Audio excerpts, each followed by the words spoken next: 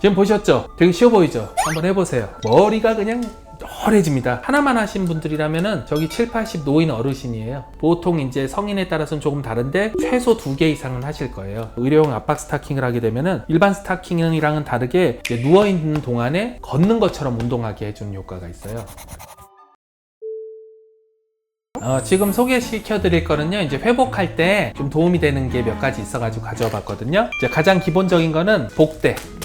정형외과 같은 경우에는 크고 비싸고 우람한 복대가 있는데요, 산부인과는 기본 복대. 그래서 배가 수술했을 때 상처는 작더라도 상처 부위가 흔들리면 배가 울려서 아프거든요. 기침해도 아프고 하하 웃으면 울려서 아프거든요. 이렇게 손으로 꽉 눌러서 웃거나 기침하면 덜 아프거든요. 그것처럼 복대가 꽉 잡아주면은 아픈 게 상당히 줄어들어요. 그래서 환자분들한테 수술하고 뭐가 제일 도움이 됐어요? 라고 하면은 이게 1등. 복대가 꽉 조여주면은 이제 덜 아파서 낮 시간에 활동할 수는 있고요. 밤에 주무실 때는 필요가 없으니까 좀 답답하니까 풀어두시고. 두 번째로는 이제 수술하고 그러면 아무리 이제 움직이라고 조기보행하라고 말씀드려도 환자분들이 자꾸 가만히 있으려고 그러시거든요. 근데 그렇게 하면 당장은 좋아요. 근데 이제 전체적인 회복에 있어서는 늦거나 더디거나 합병증을 유발할 수가 있거든요. 그래서 그걸 막기 위해서 의료용 압박 스타킹, 발목까지 나오거나 허벅지까지 오거나 뭐 다양하긴 한데 이제 그거는 병원에서 알아서 선택을 하는 거고, 의료용 압박 스타킹을 하게 되면은 일반 스타킹이랑은 다르게 탄력이 있어가지고 의료용은 그 압력이 써 있거든요. 그래서 그 일정 기간 압력을 하게 되면은 누워있는 동안에 걷는 것처럼 운동하게 해주는 효과가 있어요.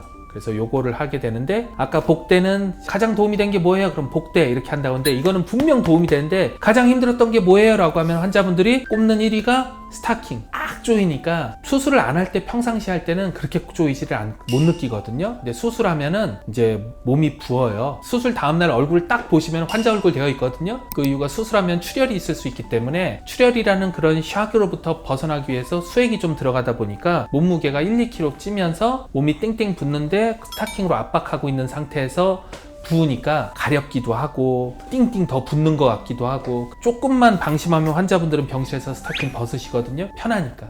근데 이제 불편한 게 몸에 도움이 돼서 이거는 잘 때도 꼭 하셔야 되는 거고요. 입원 중에는 꼭 하시고 태어나는 그 순간부터는 안 하셔도 괜찮습니다. 마찬가지 팁으로는 이 압박 스타킹은 또 언제 하면 좋냐면은, 수술할 때 말고도 서 있는 사람들 하면은 낮 시간에 착용하시면 저녁 때 집에 가셔서 훨씬 편한 부분이 있고요. 그 다음에 우리 요즘 해외여행 많이 가시죠? 이제 한두 시간 거리는 크게 상관은 없는데 4시간 이상 비행할 때 보면은 이제 좁은 공간에서 가만히 있잖아요.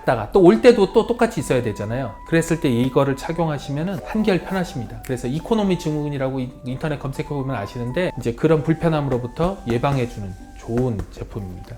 아까 얘기했던 건 수동적인 압박 스타킹이고요. 지금 이거는 능동적인 압박 스타킹이에요. 그래서 에어커프라고 해서 여러 가지 제품이 있는데, 이거는 이제 비닐 같은 거를 이렇게 싸가지고요, 전동 모터로 해가지고 연결을 하면은 여기서 이제 풍선 불듯이 바람이 나옵니다. 그래서 일정 그 세팅된 값에 따라서 펌프가 불었다 줄었다, 요것도 이제 걷는 효과를 내주기 때문에 신부전무의 경전을 막을 수 있는 좋은 거기 때문에 이렇게 수술 중에도 하고 회복실에서도 하고 병실 올라가서도 하게 됩니다. 한 가지 재밌는 거는 얘도 구독 서비스가 있어요. 그래서 병실에서 사용해 보시고 본인들이 또 괜찮은 것 같다, 왜 비싼 뭐 안마의자 막 그런 거 있잖아요, 다 이렇게 마사지는 해주는데 그거보다는 좀 더 확실하게 나은 의료기기여 가지고요, 사용해보고 괜찮다 하면은 선생님 같이 가만히 서가지고 일을 하시는 그런 직군일 때는 저녁 때 와가지고 하시면은 훨씬 좋은데, 하나 또 하면은 가족들 다 나눠서 쓸 수 있으니까 그렇게 하실 수도 있죠. 그 다음에 마지막으로 하나는 이제 흡입기라고 하는데, 심호흡 하세요, 숨 잘 쉬세요 라고 얘기하는데 숨 못 쉬는 사람이 어디 있어요? 숨을 못 쉬면 큰일 나죠. 그래서 잘 하는데 자꾸 의사가 심호흡하라고 체근을 하게 되거든요. 그러면 몇몇 환자분들은 짜증내는데, 이거는 그 숨 잘 쉬는 거를 시각적으로 눈으로, 그리고 내가 어떻게 하는지를 보니까 좀 더 확실하게 표현해서 설명할 수 있어요. 보면은 이제 플라스틱에다가 플라스틱 공이 있고요,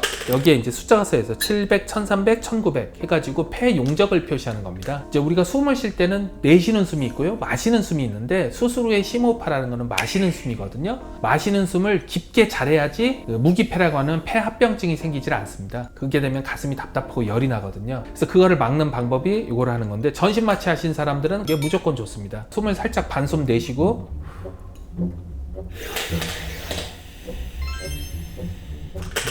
지금 보셨죠? 되게 쉬워 보이죠? 한번 해보세요. 머리가 그냥 수월해집니다. 그리고 요령이 없어가지고 처음 하면 하나 하는 것도 힘들거든요. 하나만 하신 분들이라면은 저기 7, 80 노인 어르신이에요. 한 층만 계단 올라가도 힘들어가지고 헉헉대고 쉬었다 가시잖아요. 그런 분들이고, 보통 이제 성인에 따라서는 조금 다른데 최소 2개 이상은 하실 거예요. 일반 여성분들이. 그 다음에 조금 더 하면은 2개 반, 3개. 이거는 이제 개인의 그 폐용량의 차이가 있기 때문에 수술 전에 저희가 구매하라고 해서 집에서 연습해가지고 오시면 돼요. 그럼 내가 수술 전에 2개 반을 부는 사람이었다. 그럼 수술 후에 하면 처음에는 하나 불기도 되게 힘들거든요. 근데 이제 시각적으로 내가 여기까지 했던 엔드 포인트가 정해지니까 회복하는 동안에 이걸 누워서 하는, 연습하는 기구가 되는 거예요. 그래서 하면은